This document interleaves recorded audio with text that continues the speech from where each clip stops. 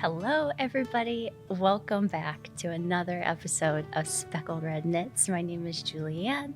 I'm a knitter, a maker, a crafter from Cleveland, Ohio. If you've been here for a while, thanks for coming back. And if you're new here, I'm so glad to have you. So if you were here last time, it was a little bit of a catch-up episode because I accidentally took like a 3-month break from podcasting. So last episode, I had so much to show you, and I definitely still have a lot to show you that I knit in that 6-month gap. But this episode is going to be a little bit different because I went on another trip. If you were here in the last episode, I think I said I really need to not get on a plane for a while. And I stand by that. But this was for work, so it doesn't really count. I went to Iceland really unexpectedly. I had like 2 days notice, and I went to Iceland for work for about 3 weeks. And I did do a lot of knitting. I did see a lot of sheep. I did buy some yarn. I think I said I was taking a break from buying yarn. And every time I do that and I say it on the podcast, I always end up buying a lot of yarn right after. I always say, I'm trying to work through my stash. And then I end up buying a lot of yarn like right after that. So I have a lot to show you from Iceland. Lots of stuff from before that still needs to be shown. But today is going to be about Iceland. All right, so to start things off, I'm sure you're wondering, what am I wearing? I've definitely shown this on the podcast before, but I'll tell you what it is. It is, I believe, the Edith cardigan. And I say believe because it is based on that pattern, but I've knit this so many times and I change it like every time. So this panel is like not in the original pattern. I think it's like twisted rib in the written pattern, but I've knit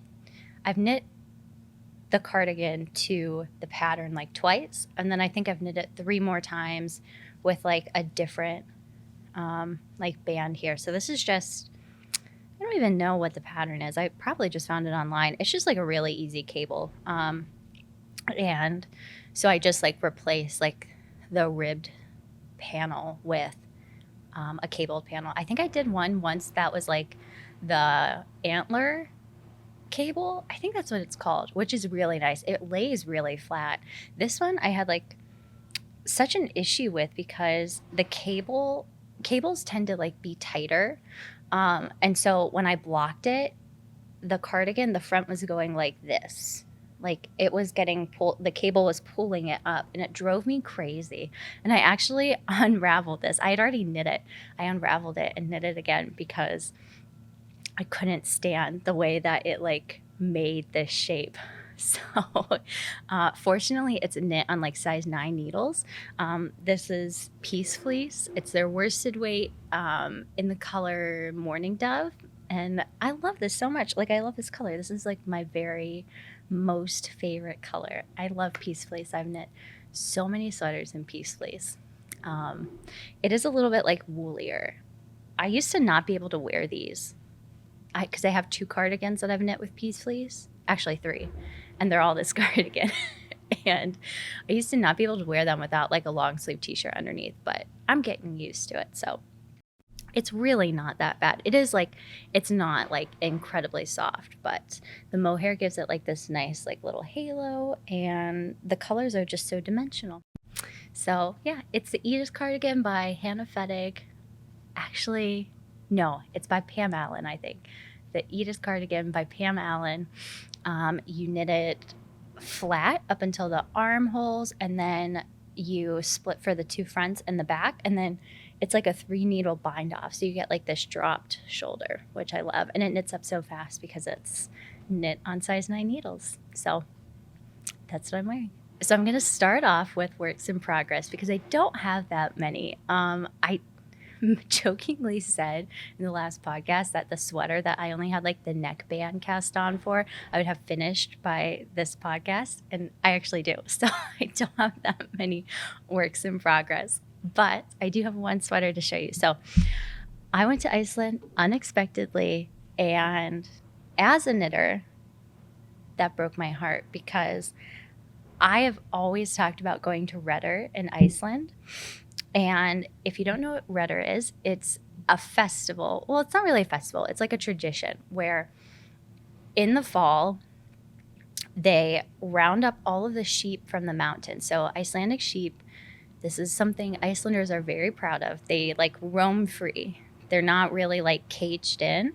And in order for their coats to develop like their traditional like texture and like characteristics, they have to go like into the mountains and experience really harsh weather. So in the summer and spring, I think they just get like sent up into the mountains.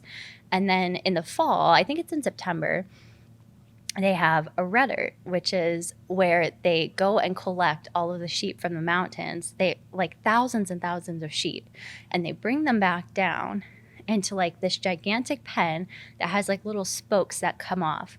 And each farmer has like a spokes that has like a little like tunnel that goes into another gate. And all of the sheep get put into this huge pen, and people just like grab their sheep. All the farmers just like grab their sheep. They're all marked. They have like marks on their ears and like little tags and stuff. And it's just like all day you're just like in with the sheep, just like grabbing them and putting them in the right tunnel. And I've always wanted to go to it. And everyone there wears like their lopapesas, which is like a very traditional Icelandic sweater knit with like lopi. And they all wear them to this festival. And as I found out, actually everyone in Iceland wears lopapesas. It's not just like a tourist thing. You think, because a lot of shops sell them, and you think it's like just kind of like a touristy thing, because it kind of is in like Dublin. There are lots of shops that sell cabled sweaters, but no one really wears those in Ireland. It's kind of just a tourist thing. Icelanders actually wear lopapesas outside. So my dream was to go to Iceland and go to Redder and knit a lopapesa out of lopi, and just be really culturally appropriate. But I literally had like a day and a half's notice that I was going to Iceland. And obviously I could not knit a lopapesa in that amount of time, even if I use a really thick lopi. So truly the biggest disappointment of my knitting career. And I went to Iceland without a lopapesa. I did wear a ton of sweaters that I knit, but I did not have a lopapesa. So that brings me to my only work in progress, which is a lopapesa.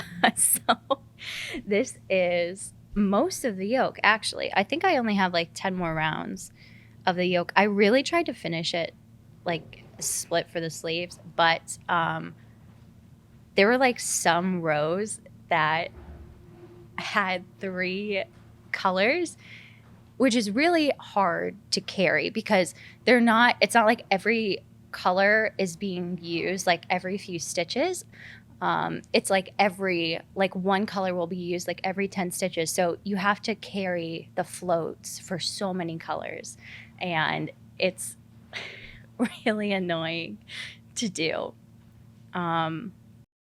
So it doesn't like happen in here that much, but every row, maybe there are like 5 rows in this whole pattern that have like 3 colors per row, and they take forever. They take like half an hour to do, and I have to like sit down and like really focus, and my yarn is constantly getting tangled, and it's so annoying.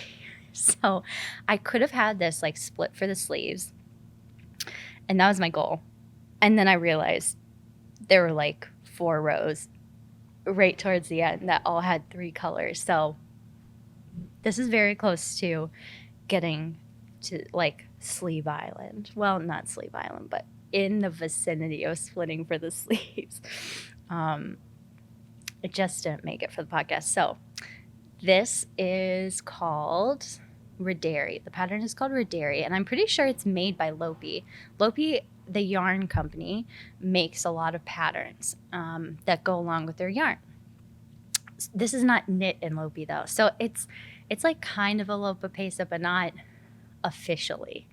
I can't find Lopi yarn anywhere. It's like sold out. Even in Iceland, I couldn't find like all of the colors of like Let Lopi or like the Alphys Lopi. The Plowda Lopi was pretty easy to find, which is getting like harder to find in the States, but I think they're just having like supply chain issues, which I thought would like not even be a big deal in Iceland because there's no chain. There's no supply chain. It's just there and it gets sent out to the stores. But so technically, yes, this is a Lopapesa pattern, but it is not knit in Lopi yarn. And I would have just come home and immediately bought Lopi to knit it, but I can't find it. So I've like been furiously knitting this because now I'm so worried that someone will ask me to go to Iceland again at the last minute and I won't have the right sweater.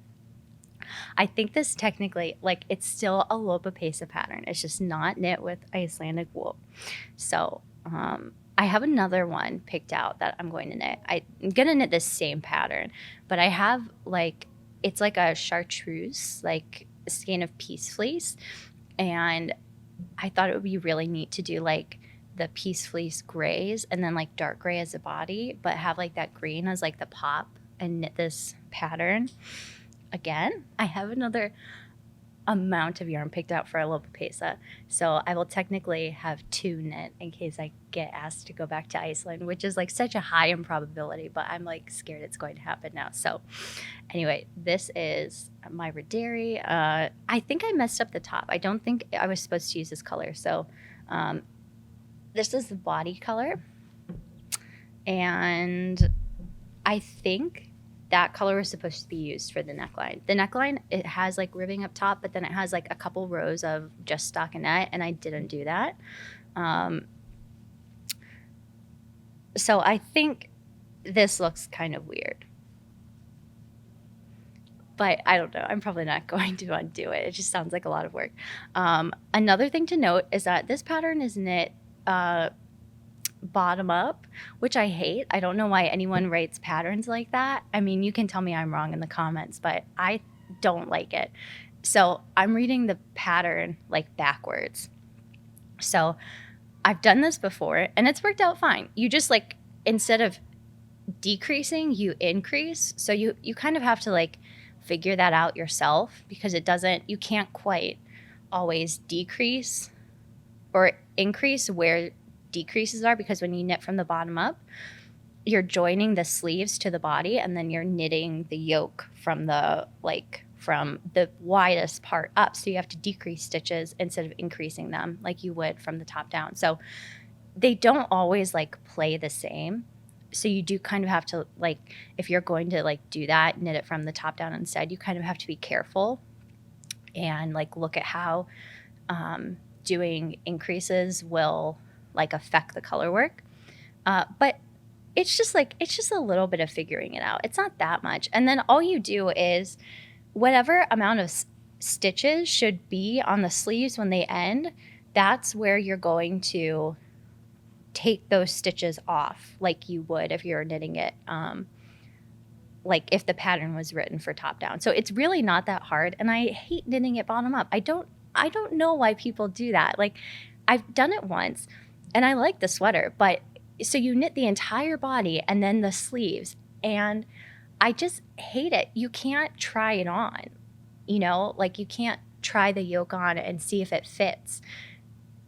And if it's the wrong size, well, you've already knit the entire sweater, versus if you just knit the yoke and it doesn't fit, like, it still sucks to have to unravel all of it, but you're not unraveling an entire sweater. And it's way harder to like,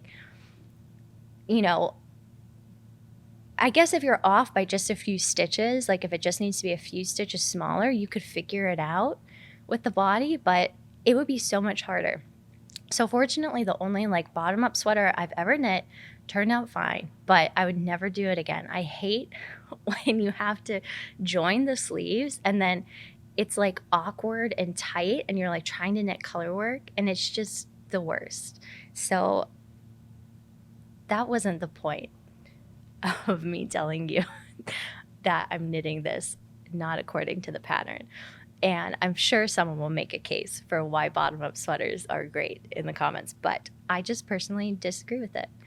And if you knit this pattern and you knit it because you saw it on this podcast, I just want you to know that it is knit bottom up, and I just changed it so it would be top down.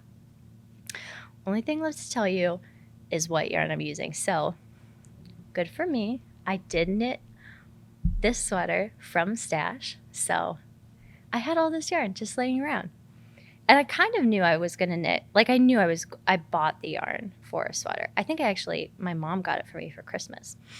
And I knew I was going to knit a sweater with it, but it was like 2 years ago and I didn't knit a sweater with it. And I just came home and had this like furious need to knit a Lopapesa. And so I picked this yarn out. So this is the Durarum Natura, their Gilead yarn. It's just a worsted weight. It's wool and spun. These are both Durarum Natura. I had a full ball of this. This was a leftover from my Mountain Mist sweater. And this was a skein of Harrisville Shetland, I think. Shetland or Highland, whichever one is the worsted weight that I had just laying around. And I probably would not like ever just pull these. Like they go great together, but I probably would not like just pick these out to go together for this sweater. But I already had them laying around. So I seriously cast this on the day that I got home from Iceland, which at this point is like 5 days ago. Because I never want to be in that situation again. I've had every intention of knitting a Lopapesa for years. And I just cannot believe that I like finally went to Iceland and didn't have one to wear. So anyway, this yarn is not the traditional yarn you use when you knit a Lopapesa, but it's what I had. And I'm getting rid of some stash. Okay, so I don't have that many finished objects to show you. I just have 2. And this one I talked about last week, and I think I called it a whip, even though I hadn't cast it on yet. So this is this cute little red hat that I knit. I actually knit it while I was in Iceland. It had not been cast on yet, but I was outside most of the time, and the hat that I brought with me was not warm enough. It was like the Chesley toque, I think, that has like lace in it. So it's super beautiful, but it was not warm enough. And Iceland in March is very much an Arctic country. It lies just outside of the Arctic Circle. Actually, technically, the only part of Iceland that's considered like in the Arctic is like this little island that's off the north. That's like officially the Arctic Circle. But most of Iceland is considered a tundra. So it's very like Arctic adjacent. That being said, it was very cold there. So I was outside most of the time and I needed a warmer hat, and I brought the yarn to knit this. It just hadn't been cast on yet, and I was super busy. Like, I don't know how I knit this while I was there in a few days. I basically took it everywhere with me, and some of our transport times were like pretty long between like where we were staying and where we were filming. And so I would like knit it on the bus, and it was knit on like size 7 needles. So it's like pretty, I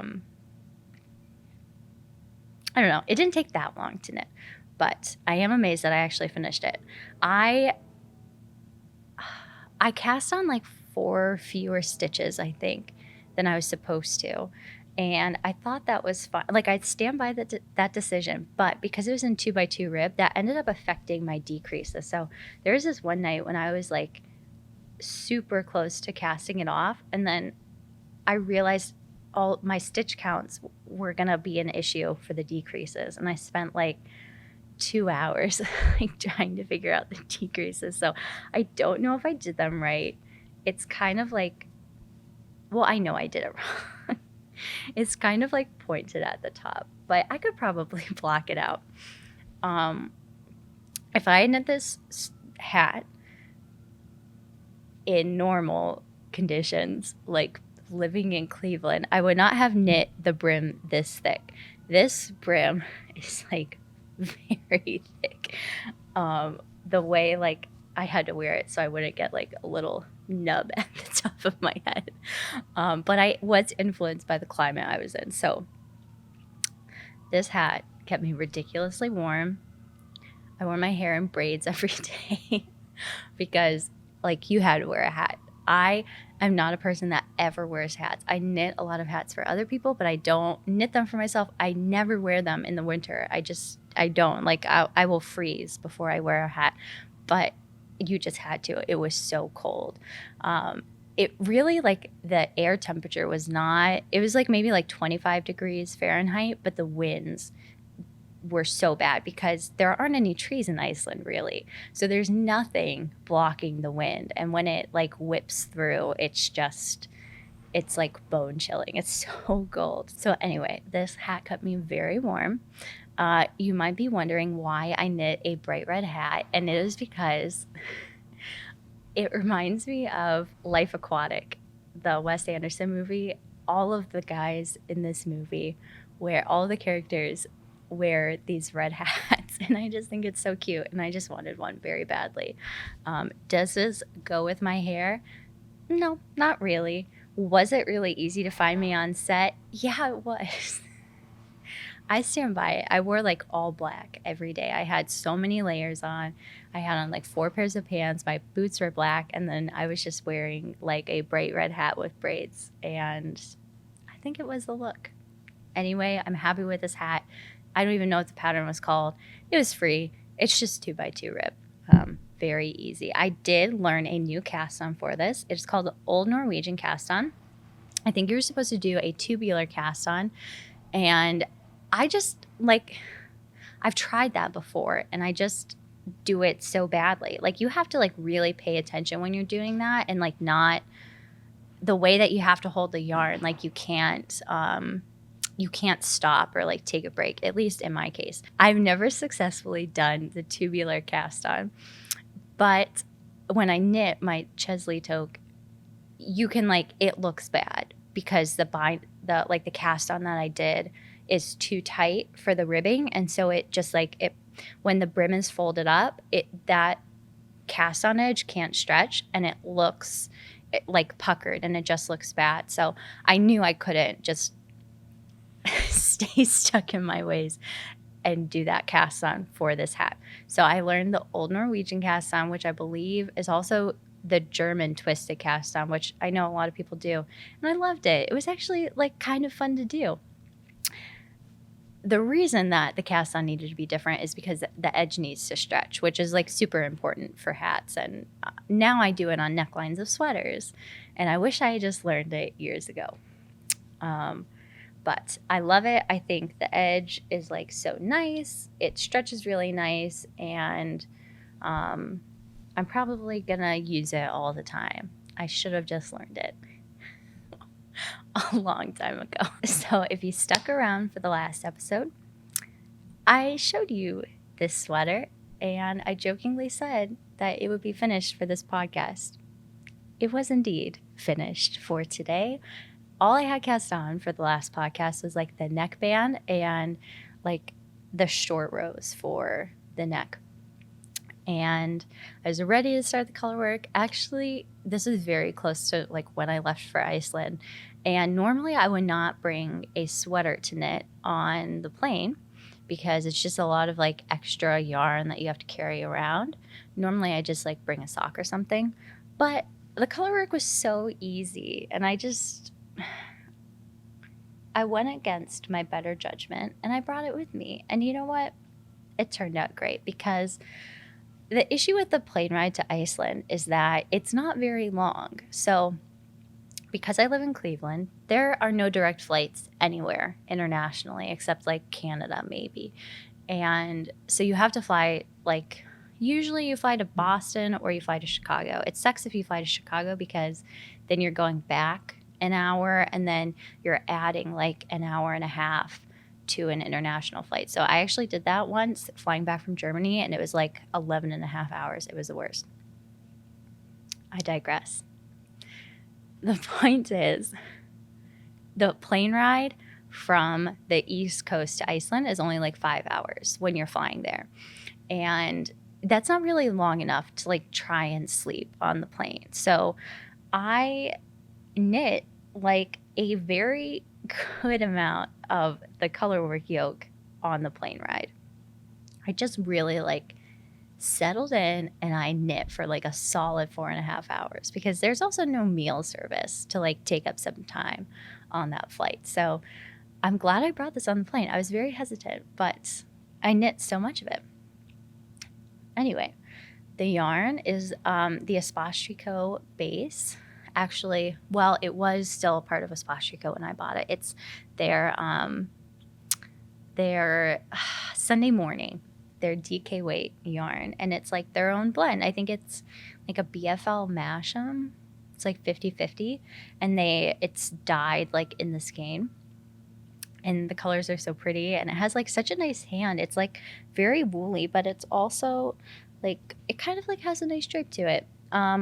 I bought a bunch of this yarn when it first came out, and I actually knew it was coming out, and I kept stalking the website, and I bought it before they officially like announced that it was available for purchase. And they sent me a note in my order. They're like, "How did you find this? You were the first one to buy it." Anyway, so I bought a ton of it, and then I didn't knit with it, and I don't know, maybe I just didn't have a pattern picked out, but this pattern is called Saunder, and it was made for this yarn. So the original owners of Espostrico sold their business to 2 of their employees, and they just like, it was a lot of work to like run a yarn shop. So one of the owners kept, like, they had an Espostrico yarn line, and she took that with her and turned it into like her own yarn company. So it's called Saunder Yarn Co. So the pattern is called Saunder because that's what the name of the yarn is now called. Anyway, it's by, I think it's called Petite Knits. It's not, or Petite Knitter, maybe? I don't know. But I did not swatch for this because the yarn that I was using was the yarn that the pattern was written for, which is bad logic, but you know what? It didn't hurt me. So it's sound logic today. I think the dark color is called Under the Duvet, and the lighter one is called Fresh Sheets, and I can never decide if this is gray or if it's like gray blue. This is definitely like a very pale blue. I think this is like one of those colors that just depending on what light you're in, it looks differently. But I just pulled this off the blocking mats today. I actually finished it a couple days ago. It was on the blocking mats longer than it needed to be, but I am super happy with this. I tried it on, and it just like looks, it's so lovely. It just fits very well. And I have a DK sweaters quantity of this yarn in 2 shades of pink, and I might knit this sweater in those. The one pink is like not quite, it's the colors, the 2 shades of pink that I bought are very similar, and I'm not sure if they're like different enough that you would be able to like notice it in color work, but it might be fun. It might be like really muted and subtle. So I don't know. I love this yarn. I'd love to buy more of it. And I love this sweater. I recently made some claims that I was going to knit for my stash this year, which I still am. I'm not that bad about buying yarn, but I do have a lot in my stash that I said I was going to knit before I bought new yarn. And whenever I say that, I always like end up eating my words because I bought yarn in Iceland, which was not planned, so I don't think it really counts. But there were some stash acquisitions that were made in Iceland. So the first offender is the sweater's quantity of Plautolopi. So I actually took a bunch of videos when I was in Iceland of my experiences, but they're terrible like iPhone videos. And I was going to make a vlog, and maybe I still will. No one be disappointed at the quality if I do. But if you see that, if I do decide to make that, you'll see a lot of videos of the grocery store that carries yarn.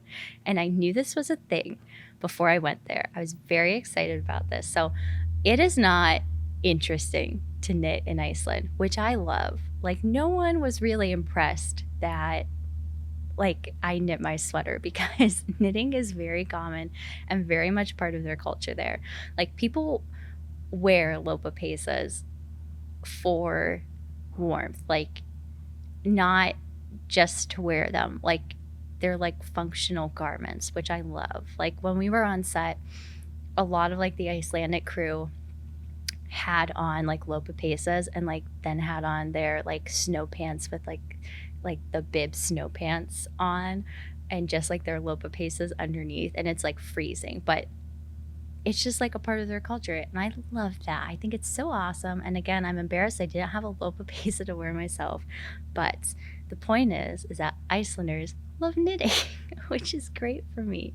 And there's a grocery store called Netto, and my hotel was like within walking distance to the Netto, and I actually had to stop shopping at the Netto because every time I went there I bought more yarn. And this is not like acrylic yarn, which no shame to acrylic, it's fine, I've knit with lots of acrylic yarn, but this is like a very nice yarn selection. This is like your local yarn store inside a grocery store, which is amazing for such a small country. That's so crazy to me that they just have like their yarn at the grocery store. But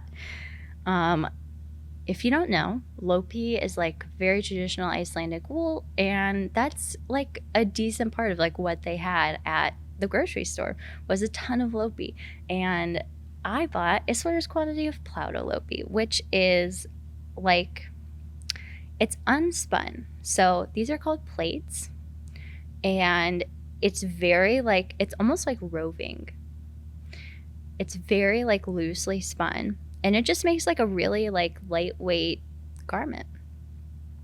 It's kind of hard to find like in the States right now, but they had every single color at the grocery store, and so I took advantage of that, and I bought all the yarn to knit the, I think it's called Into the Wild. I can't think of who it's by, but I'll put it in the show notes. And it's such a cute sweater pattern. It has foxes on it, like the yoke is like a little string of fox faces, and so obviously that's where the orange comes in. These three colors are for the yoke, and then this green color is for the body, and I don't know what colors they are because they come wrapped in plastic, and I was just annoyed by that, so I took it off. But this is a sweater's quantity of yarn that I had to haul back to the States, and I've never knit with Plauto lopi before, but I'm very excited to knit with it. All of the other lopi yarn, they had like some of the Alphas lopi, some colors of it, very few colors of Let lopi, which is why I think like the lopi shortage is like a supply chain issue, or like issues with like people being able to work at the mills, I know is like a problem. Like people get COVID and they can't like run the mills. So I think that's what the issue is, because if they don't have it in Iceland, why would they have it anywhere else? But yeah, when I can buy lopi, I will, so I can knit a lopa base. Okay, so the last little bit of like commercial yarn that I bought in Iceland is this little bundle of Sandnes garn. I think that's how you say it. I'm pretty sure they're Swedish. I lied, they're Norwegian. That's like pretty close. That wasn't that far off. This is the first yarn I bought in Iceland, and I had intentions of knitting mittens. We actually were in a weird phase of production when I got to Iceland, and I thought I was going to have a ton of time to knit, and it turned out that was not true, and I worked so much, and I bought too much yarn at the beginning for the amount of free time that I had in Iceland. I truly thought that sweater's quantity of yarn that I bought would be a sweater when I was coming back. That didn't happen. So I bought these three colors, and I was going to do some color block mittens, and I probably still will. I think this is like an Aran weight. It's just a wool yarn. I actually couldn't find this listed on Ravelry, and they had a ton of colors of it. So I don't know if they just don't sell it in the US, and maybe that's why it hasn't made its way to Ravelry. But yeah, I think it's just like an Aran weight. It's just like 100% wool. I looked it up on their website, and I think they said it's like made for making like children's toys, which is fun. But I'm going to make mittens. I bought mohair to hold with this. And I didn't bring that with me, but it's just like light pink. And I'll probably still make mittens. I love a hand knit mitten, let me tell you. They keep your hands so warm. There was actually a girl on set who had like the Scandinavian, like the pointed mittens knit with like worsted weight wool, but like it was clearly knit on like size 3 needles, and they looked so warm, and I was very jealous. I've always wanted to knit a pair of like Scandinavian mittens, but I have such a hard time like working color work in the round on such a small diameter. Like I've tried to do it before with double points, and it was so bad. Like my tension was like so off.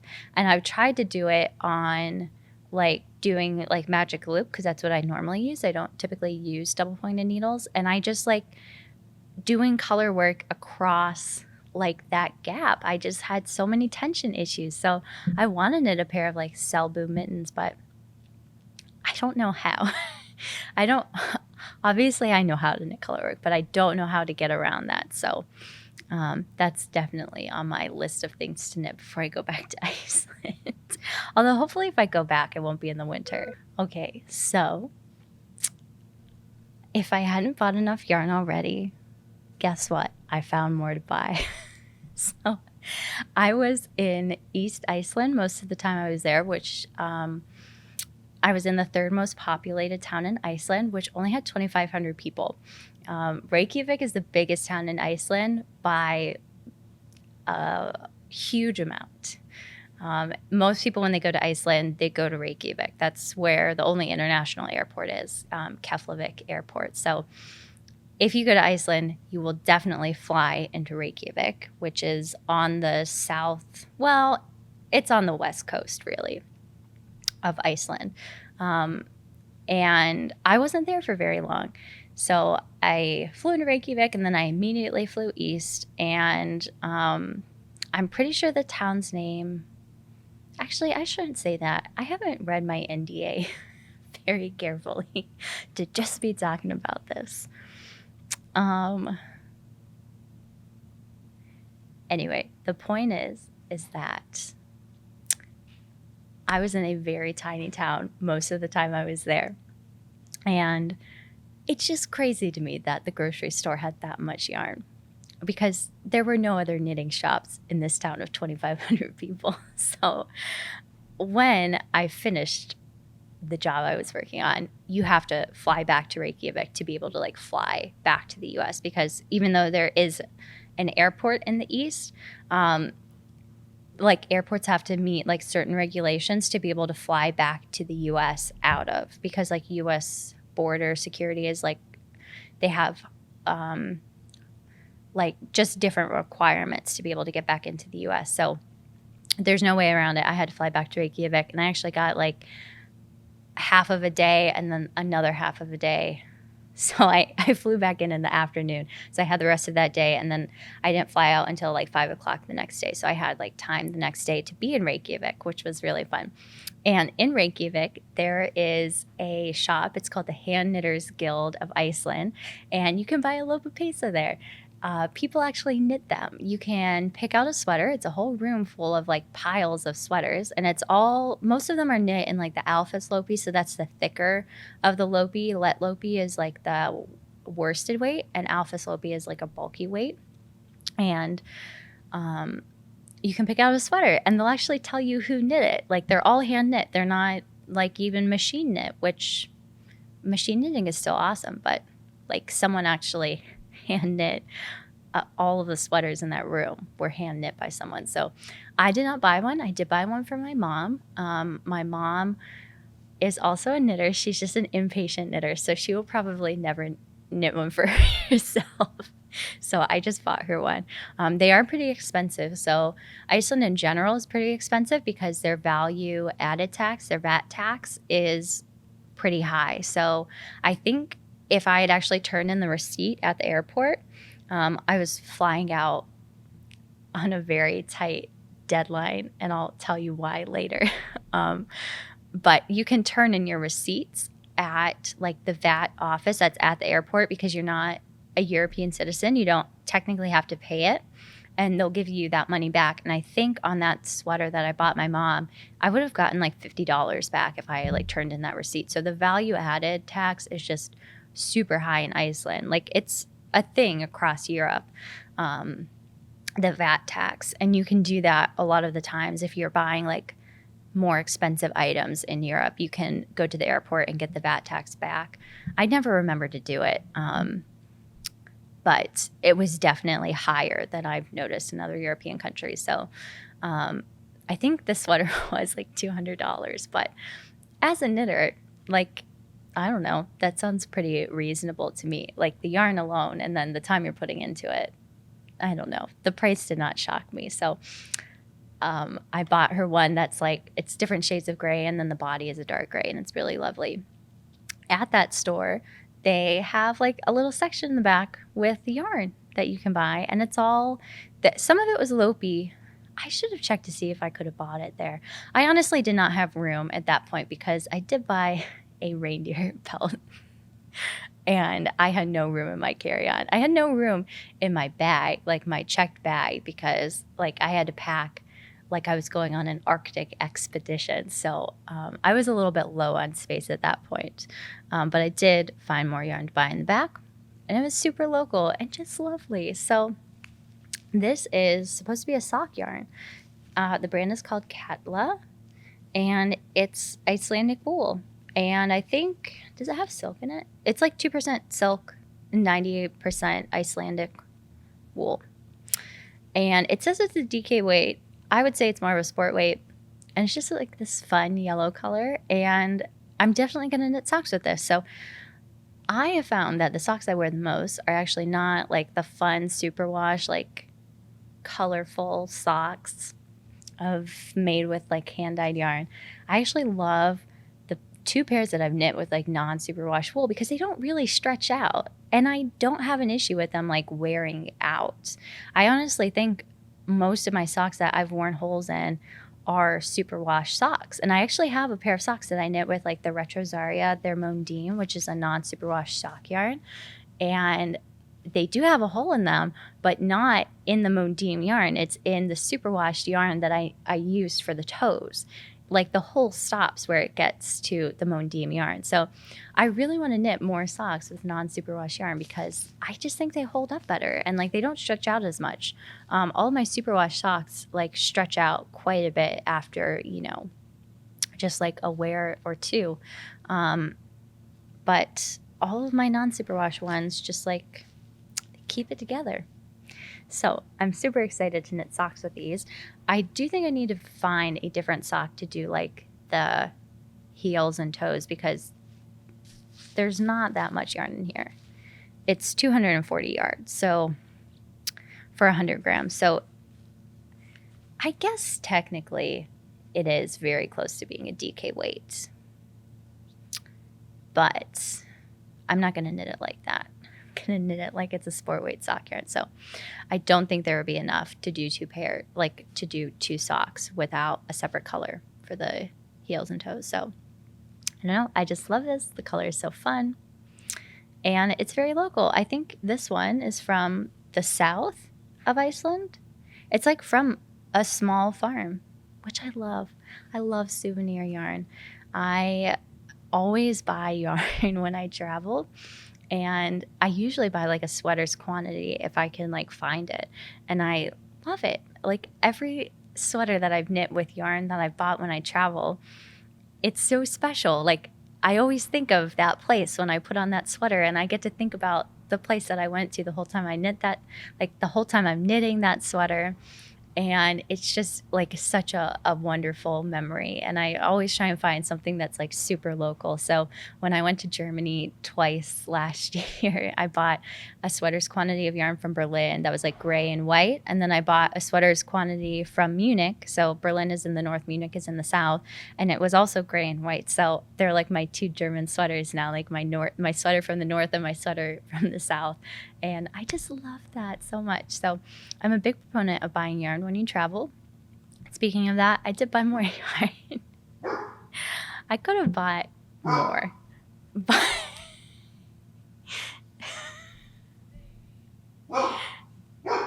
Davey wants me to stop buying yarn too, is what I'm garnering from this. Anyway, so I did find more yarn. Same store, Hand Knitter's Guild. Check it out. This is also super local wool. This is from the north. It's actually super far north. So I don't know how to say this. Honestly, I shied away from pronouncing anything in Icelandic because, boy, is that a tricky language. I was finally like starting to pick up some German sounds from just going to Germany twice.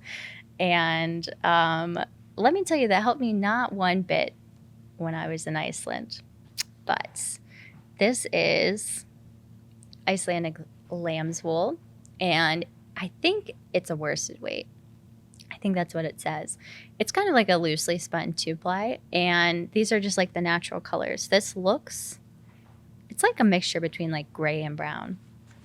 But I think I'm gonna knit mittens with these, like maybe knit it at like a really tight gauge. So anyway, this is super local wool. I love something like local and crunchy from like a local farm that you would never be able to find online. That is just so sentimental and special. That's what this is. That's what these are. All of these together. I actually like the color palette so much that that Lopa paste that I was talking about knitting in the Peace Fleece, it's going to be like these colors basically. I just love the yellow with the grays. I think it was so fun. So yeah. I bought a lot of yarn. I'm not mad about it. Like, it all got over, and there was no like overweight bags. I guess I could talk about Iceland a little bit more. So maybe this was more appropriate to talk about at the beginning. And Julia, you do with this what you may, but I, yes, went to Iceland. It was very last minute.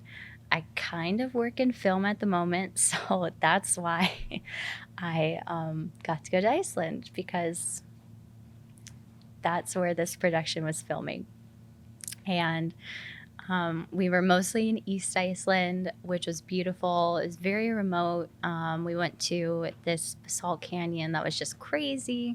Okay, so I was there for about 3 weeks, so a little bit longer than you would be on vacation. I did not get to spend that much time in Reykjavik. But like I said, I did get like the afternoon and then part of the next day before I flew out in Reykjavik. And that was so lovely. I got to like walk around. We had dinner with someone we worked with who was from Iceland, who like showed us around. And I got to go to the Sky Lagoon, which is a thing in Iceland. Not the Sky Lagoon specifically, but they call it hot pot culture. So it's a thing like in Scandinavian countries, like to go sit in a sauna. So it's like sauna culture, and you like go in a sauna and then you go like jump in a cold lake or the ocean, and you just like keep doing it back and forth. And it's supposed to be really good for your cardiovascular health. But in Iceland, because they still have so much volcanic activity, they have a lot of geothermal springs. So that just means like hot, fresh water that comes out of the earth. And they exist in many forms. Some of them are still like natural pools that you can just go like soak in. Some of them are a little bit more built up. There are 2 that are very like central to Reykjavik. And if you've ever seen like pictures from Iceland, you've seen pictures of the Blue Lagoon, which is it's a geothermal pool, but it has a lot of minerals in it. So it's like bright, opaque blue. And that one is very popular. That one has been around for a long time. It's pretty close to the airport. So if you want to go to it and you're flying out, because a taxi is so expensive to get there, it's like $100, you should just go to the Blue Lagoon on your way back to the airport. Save yourself some money. But I asked many people, all of the Icelandic crew, which one they would go to. And they all said the Sky Lagoon, which is kind of newer. And it's more of like a spa experience. So they have like a big geothermal, like they call it the lagoon. And it's just like the water is like from the natural hot spring. They kind of like built it up with like basalt. And so you go into the lagoon, you have a little soak, then you get out and you jump into this like this like little pool of cold water, and then you go inside and you sit in the sauna, and then you come out and you go into this room of like cold mist, and then you come back out and they give you a salt scrub and you like scrub yourself down. It's lovely. It smelled so good. And then you go sit in the steam room and it like soaks in, and then you go take a cold shower and you shower it off, and then you go back into the lagoon, and there may or may not be a swim up bar when you get back to the lagoon. It was amazing. I don't know how much it cost. It didn't cost enough, if you're asking me. It was amazing. And that's why I didn't have enough time to turn in my VAT receipts when I got to the airport, because I was literally in the lagoon 3 hours before my flight left. I was very close to missing my flight, but I wouldn't change it. Actually, traveling for work is amazing because none of the consequences of your actions while traveling are your fault. Like, if I missed that flight, it wasn't my fault. Like, I didn't have to pay for the plane ticket to get me back home if I missed it. If I got COVID while I was there, I didn't have to pay for the hotel to quarantine in. So I know I talked about on my last podcast about how traveling during the pandemic was too stressful for me, but this is very different because all of like the repercussions of getting COVID while you travel were not on me on this trip. Like, if I had to stay there, I had to stay there. I wasn't the one paying for it. So this trip was lovely. It was a ton of work. It was super last minute, but it was wonderful. I got to see the Northern Lights 3 times. Because the area we were in was so remote. It was really easy to see the Northern Lights. They're actually fairly easy to see. Normally, the issue is that it has to be clear enough to be able to actually see the lights. So they're like happening pretty often, but it's just like if there's too much cloud cover, you can't see them at all. And that was just like indescribable. I can't even like explain or compare it to anything. Just the way they move is so neat. And I felt really lucky that I got to see them on 3 separate occasions. It's very difficult to take a picture of them because it's so dark out and the exposure has to be so long to actually be able to get like anything. And then even then it's super grainy, and it's just something that you sit there and enjoy. I also saw reindeer, which was amazing. Wow. I got it in my mind, or I got it in my head, the idea in my head one day that I needed to see reindeer. And then we went out on a scout half an hour later, and I saw a herd of like 30 reindeer, and it was amazing and life-changing. They were so cool. No one else in Iceland is like impressed by it because they're the equivalent of like deer in the US. They're just like annoying. They actually are not native to Iceland. They were brought over from Norway like 300 years ago, but they just do really well because Iceland is basically the same climate as Norway. So I asked the hotel concierge the one day where I could see them, because I thought maybe you had to go like to the Highlands to be able to see them. Because like in Scotland, to see like the Scottish deer, you have to like go into the Highlands to actually be able to see them. And he just looked at me and he's like, I don't know, like by the road, because they're just like deer, but they're amazing. And you can't tell me they're not magical. Anyway, Iceland was amazing. I really hope I get to go back again in the summer, experience the midnight sun, and just get to see everything green and the waterfall is not frozen. It was really special to get to be there in the winter, though, and to get to do it for free. So, yes, Iceland was wonderful. The people were amazing. The knitting culture was amazing. The yarn I brought back is so special. And I'm so happy I got to share it with you.